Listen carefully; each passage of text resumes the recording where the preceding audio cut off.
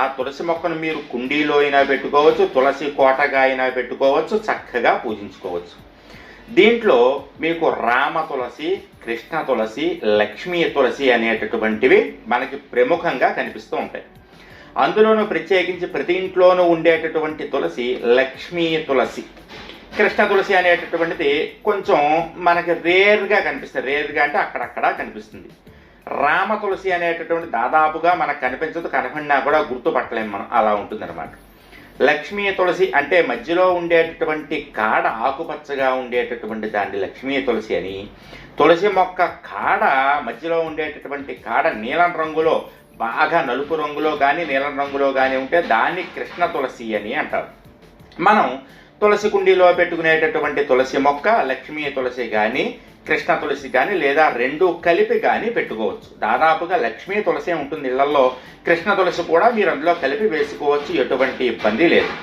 అదేవిధంగా తులసి మొక్కకి నీళ్లు పోసేటప్పుడు ఓం తులసి లక్ష్మి నమో నమః అని నమస్కారం చేసుకుని కాసిన నీళ్లు పోసి 3 సార్లు ప్రదక్షిణం చేయడం కానీ, లేదా 3 సార్లు ప్రదక్షిణం చేసి మీరు ఓం తులసి లక్ష్మి అనుకుంటూ నీళ్లు పోయడం కానీ చేయవచ్చును.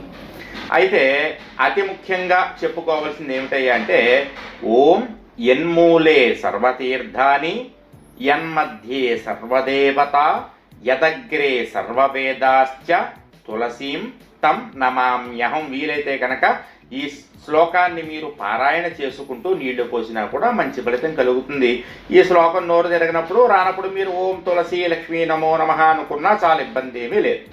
అదేవిధంగా మీరు తులసి మొక్క తులసి దళాలతో దేవతలకి పూజ చేసేటప్పుడు మీరు చేయాల్సినటువంటి పని ఏమిటయ్యా అంటే, పూల కుండీలు అంటే తులసి కోటలో రోజు మీరు పూజ చేసుకునేటటువంటి తులసి మొక్క నుంచి ఎట్టి పరిస్థితుల్లోనూ దళాలని కోసి మీరు దేవతలకి అలంకరించకూడదు. కావాలంటే పక్కన పెరిగినటువంటి మొక్క ఉంటుంది కదా, ఒక తులసి వనం పెంచుకోండి, దాంట్లోంచి కోసుకోండి దళాలని, అంతే తప్ప మీరు కుండీలో పెంచుకుని పూజించుకునే దాని నుండి దళాలని కోయకూడదు.